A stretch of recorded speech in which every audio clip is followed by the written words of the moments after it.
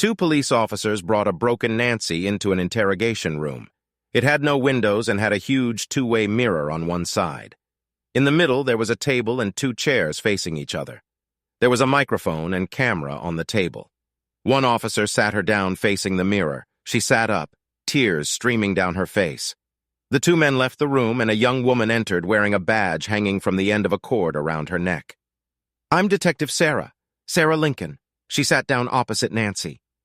"I know this is a very difficult time for you, but we need to talk about everything, including what happened this morning in the liquor store parking lot. I've already told the two officers everything, Detective. I've been here for 4 hours and I need to get home to my daughter." Nancy fell silent and began to cry. The detective turned to the mirror and made a gesture. An officer immediately entered the room with a box of tissues, placed it on the table next to Nancy and left, closing the door behind him. "My 13-year-old daughter needs me, and I need to go," Nancy begged with tears in her eyes. "I completely understand, Mrs. Westford, but there was so much crying and sobbing that the two officers did not understand anything. After you called your parents, they went to your house and they were with your daughter." The detective said in a soothing voice, "I have a few questions. We need to understand the whole situation." She took Nancy's hand. "This is not an interrogation. Think of it as a conversation between two women." "I understand," Nancy sobbed. "Would you like something to drink, Mrs. Westford? Coffee, water?" "No, thanks. I'm fine. Let's just end this conversation, please. Where should I start?" Nancy took a tissue from the box and wiped away her tears. "Let's start from the very beginning. I was born Nancy Stewart. On my first day of first grade, my teacher made me sit next to Steve Westford. He was a very charming boy. He had cool school supplies like colorful pens, a pencil with a Mickey head on top, a butterfly sharpener, and a scented eraser. We became friends and sat together during lunch. In the afternoon, when my mother came to pick me up, he ran up to us and gave me a pen." Nancy smiled. Mom was surprised by his kind gesture. She later told me that on my first day of school, I already had a crush. Since then, we have always been together and did all our classes together. Of course, we always sat next to each other. The whole school knew that we were inseparable.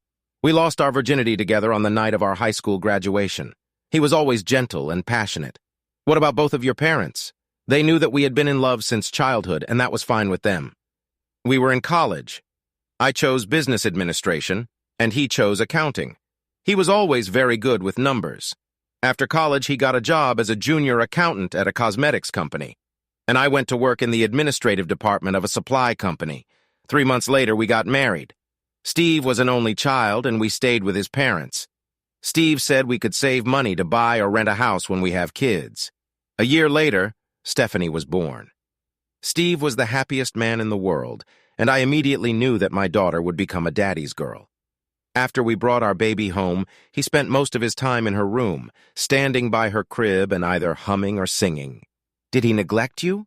As Sarah?" "Oh no, he was a real gentleman." Nancy began to cry again. "Be of good courage, Mrs. Westford. My relatives helped us. They looked after Steph. Steve's mother was a housewife and took care of her when I returned to work. Steve always called his parents by their first names, John and Mary. As Steph grew older, she started calling them by their names too, a real dad's daughter. What about your parents?" "It was my grandfather and grandmother. Life seemed to be good. No mortgage. Your daughter was looked after by her grandmother, Sorry Mary, a loving husband and also a caring father." "So what went wrong?" "When I lived with my mother-in-law, it was as if I was being watched every time. If I was even 10 minutes late getting home from work, Mary would ask if there was heavy traffic on the road. When I went shopping alone, she asked where I was going and when I would be back. When I wore a tight dress to work, she commented on it. It was as if I was living in a prison. Maybe she was too caring. What about Steve? Steve is the nicest person I've ever met. He would never say anything that would hurt me. He once told me that we were in love before we were born.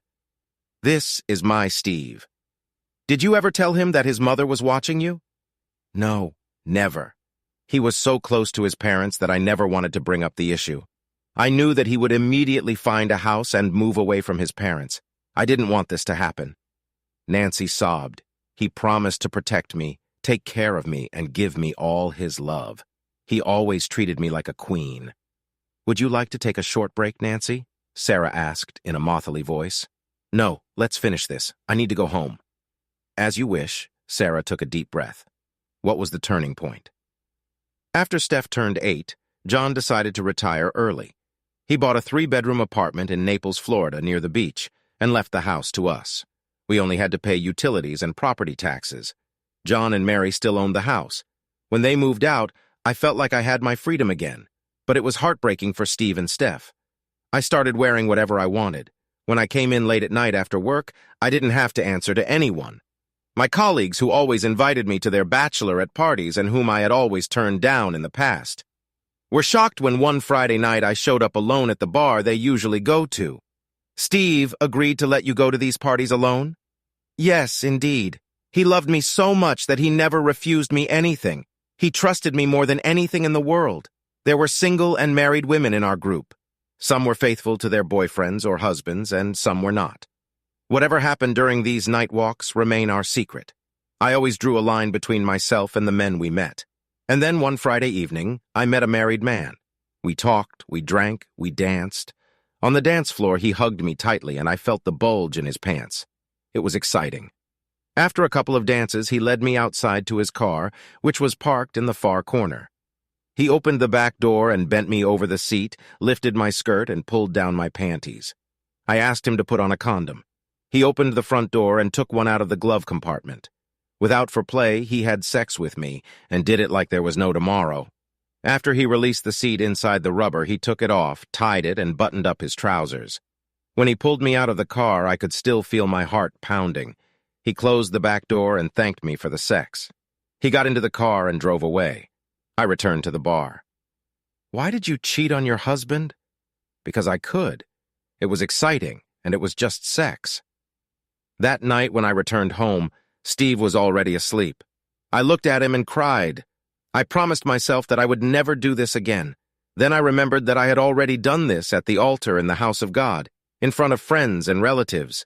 That night I couldn't sleep. I hated myself. The next day I couldn't look him in the eye. He asked me if anything bad had happened. I lied. I told him I didn't feel well. In fact, I was full of remorse. That night, as a sign of repentance to forgive myself, I had amazing sex with him. The next morning, I woke him up and we made love again. When was the next time you cheated on your husband? I stopped going to bachelorette parties. Every time my colleagues invited me, I always found an excuse to refuse. About 6 months later, as they begged me to be present that evening, one of my colleagues, Carmela, our department manager, intervened on my behalf and told them that I was not interested and to leave me alone. Later, during lunch, she came and sat next to me. She was about 50 years old and already a grandmother. She never dated her colleagues. She asked me why I refused to be at the bachelorette party. I replied that I did not want to cheat on my husband by being alone with other men. The temptation was there, and at any moment I could cross the line. She looked into my eyes and asked if I had done this before.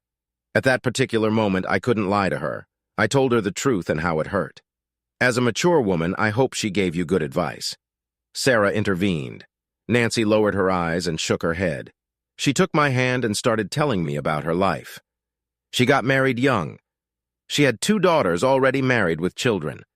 After menopause, she began to feel old, which she could not accept. She began wearing tight, low-cut dresses, wearing a lot of makeup and styling her hair like young girls. Her husband handled it well, and yet she was not satisfied. One Saturday after shopping, she was in a cafe, and a young man of about 20 was sitting next to her. After she finished her coffee, he didn't hesitate to ask her if she wanted to have some fun. Stunned at first, she smiled and asked if he knew of a secluded place. The young man drove with her in her car and showed her an underground garage where there were no cameras. He had sex with her in the back seat. She liked it, and most importantly, she felt rejuvenated and full of strength and energy as a woman. They began to meet regularly, and 6 months later he brought a friend with him and later another. Until now, she had taken lovers who were in their early 20s. Her husband never noticed this. She is very careful. I asked her if she had any regrets. She told me that she loved only her husband, and with her young lovers, she only had sex. To rid herself of guilt, she believed she never allowed herself to make love to them. Making love to her was only for her husband. She also said that if her husband didn't know about it, it wouldn't hurt him. My God, don't tell me you let her influence you? Unfortunately, yes. The bachelorette party started again, but this time I wasn't alone. Steve thought I was with my colleagues. I decided to have sex with married men only because obviously when they cheat on their wives, they will keep everything a secret. You can't imagine how many of them are out there trying their luck to have sex with other women. As long as there is supply, there will be demand. Sarah noted, I always ended relationships after 7 to 8 months. Nancy ignored Sarah's sarcasm. I was afraid that a long-term relationship would pose a danger to my married life, and at the same time, I wanted to know different types of men. After one lover, I paused for 2 or 3 months and then looked for another. Where did you meet them? As I mentioned earlier, these married men are everywhere. They can be found in every bar. We had sex in motels on Saturdays, and when I went shopping alone, leaving Steve at home to take care of Stephanie and the housework. And during my bachelorette parties or during a long lunch at work, some to me's, after work, we'd have quick sex in the back seat of my car. You were very busy. Are you ever teared when you get home? How could you live your double life without regrets? I'm used to it. However, I never refused Steve anything. He had me whenever he wanted. Additionally, I insisted that my lovers wear condoms during sex, even though I was on birth control. I didn't want to bring any diseases home. So there were no problems? Yes, until I met Lou about 6 months ago. This was the biggest mistake of my life. Sarah shook her head. Tell me how it all started with Mr. Cypher. Lou Cypher, won't you? Yes. One Saturday I was in the supermarket, and as I bent over to grab a bottle of juice from the bottom shelf, I felt someone crotch me in the ass. I turned around in shock. It was Lou. He said he was very sorry and that he had tripped over something. At this particular moment, there was no one in the passage.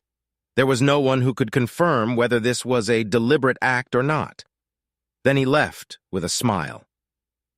As I walked to my car in the parking lot, I couldn't stop thinking about this guy. As I was about to get into my car, he came up to me out of nowhere and apologized again. This time, I was able to see him. I told him it was an accident and everything was fine. He invited me for coffee, and I told him I was married and showed him my ring finger. He said that doesn't stop him. He wrote his name and phone number on a piece of paper and handed it to me. He asked me to call him whenever I wanted to talk to a friend, and you didn't throw away the piece of paper with the phone number, did you? No. I thought about him all day, and the rest of the week that Friday I led myself into temptation. I called him. He was waiting for my call. We agreed to meet the next day at his house. He gave me the address. I never met my lovers in their places for obvious reasons. It was exciting to have sex with someone in his own bed, while at the same time, I was going against my rules and beliefs about single men. I decided to try it. We met on Saturday, and the first thing I told him was that he should wear protection. He was a little indignant and then obeyed. He accepted my terms. He knew how to use his big tool, and I felt great satisfaction several times. So it wasn't a one-time affair? Nancy shook her head. No. We continued to meet the same way I met with my previous lovers. After about 3 months, I noticed that he was becoming a little possessive. One night during my bachelorette party, he begged me to spend the night with him because he wanted me to wake up in his arms the next morning. Did you really agree? How could I? Then he wanted to meet on a more regular basis, which I refused. Then he gave me the powder and told me to add it to Steve's drink during dinner. I did this, and he slept like the dead. Then he came to me at night and had sex with me in my bed while my husband was sleeping next to me. It was crazy, and I told him I would never do anything like that again. That's when I decided to distance myself from him. I stopped seeing him during lunch or after work. I found all sorts of excuses. We met after 3 missed Saturdays. He wasn't happy. He was annoyed. He had hard sex with me. He was furious and pounded me so hard that it hurt me. After the second round, he asked me to cut Steve off from sex. What have you done? Steve was my man. I belonged to him. I stopped seeing Lou for almost a month. He kept calling me and sending me messages. From time to time, I answered him that I was busy, and that last time he hurt me so much that I still had not recovered. He apologized and even sent me flowers to my office. Then, last Saturday, I wanted to meet him one last time and tell him it was over between us. I also realized that I had gone too far with my cheating, and it was time to put an end to it. This would be my last date, And after that, I would be the best wife a husband could have. Nancy looked away from Sarah, hundreds of thoughts running through her head at that moment. As usual, we met at his house. Nancy continued. We were in a missionary position when he turned me around and I landed on all fours. He hugged my waist and lifted it. He wanted to change position. I didn't want to experiment with sex, and especially since I wanted to break up with him. I started to resist. I struggled and managed to jump out of bed. He grabbed my hand and forcefully pulled me back onto the bed. I kicked him very hard in the groin. He let go of me, clenched in pain, and assumed the fetal position. I immediately grabbed my mobile phone, which was lying on the nightstand. I told him I would dial 911 if he continued to try to rape me. He didn't answer. He moaned in the fetal position. I shouted to him that I didn't want to see him anymore. I quickly put on my dress and left his house. Did he try to contact you after that? No. He didn't contact me all week until this morning. Nancy took a deep breath and shook her head. After about 10 missed calls from him, I blocked his number. Then he called his home phone. I don't know how he found out my home phone number. I never gave it to him. Perhaps without your knowledge, he took it from the contact list in your mobile phone. Maybe, probably when I was in the bathroom. Steve went to the liquor store to buy some wine. Today he wanted to surprise my daughter and me with dinner with wine and tiramisu for dessert. Steph answered the phone and Lou gave his full name and said that he was a colleague at work and needed to discuss an important file with me. She told him that I was busy and would call him back later. After she told me about Lou, I asked my daughter to go and clean her room. I know that she always turned the music up louder.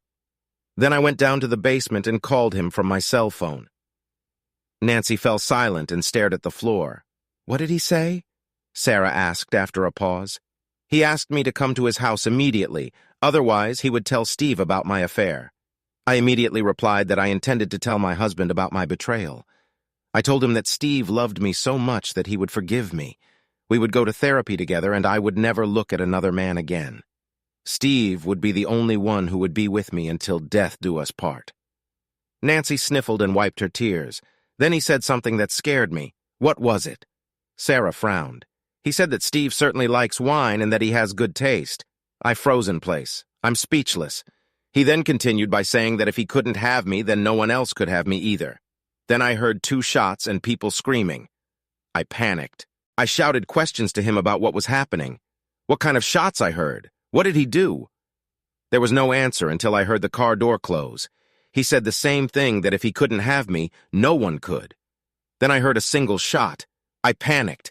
I got into my car and raced it to the liquor store. When I got there, the police had already wrapped the crime scene in yellow tape. I found my Steve dead in the parking lot with 2 holes in his chest. Nancy burst into tears. Lou Cipher was found dead in his car near the crime scene with a hole in the back of his head. Apparently, he shot himself in the mouth. Sarah took Nancy's hand. You have a daughter to take care of. She turned to the mirror and nodded. Your parents are waiting in the waiting room. Come on, I'll take you to them. Walking down the corridor, Sarah stopped Nancy. According to what you said, Steve was a very good husband and father. He loved his family. He was a good cook, did household chores, and looked after the yard and house. He gave you complete freedom. He was the reliable and ideal husband that any woman would dream of. And yet you cheated on him. It was a mistake. Fatal, deadly mistake. Sarah looked at Nancy with disgust, turned around and walked away. Nancy ran up to her parents and hugged them. They were all crying. Did you leave Steph alone at home? Asked Nancy. Steve's parents, John and Mary, arrived an hour earlier. Steph called them and they took the next available flight. Go home. Both of her parents took Nancy by the hand and led her out of the station. When they got to the house, some of Stephanie's friends were there. Nancy saw John and Mary. They didn't smile at her. I need to see Stephanie. Where is she? Asked Nancy. She's in her room with her friends, Mary answered. At the same time, Steph walked down the stairs accompanied by her friends. Looking at her, Nancy realized that she had been crying for several hours.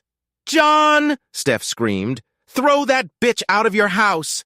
She turned to Nancy and said with hatred, You killed my father, you slut! No! Nancy exclaimed. Let me explain. There's nothing to explain here, slut. This is written about in all the news on the internet, on social networks. Stephanie spat. A man killed his mistress's husband and then committed suicide. They were all stunned by Steph's reaction.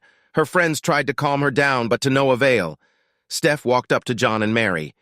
"John, I don't want to see her anymore. Just tell her to leave. Please, Steph," Nancy begged.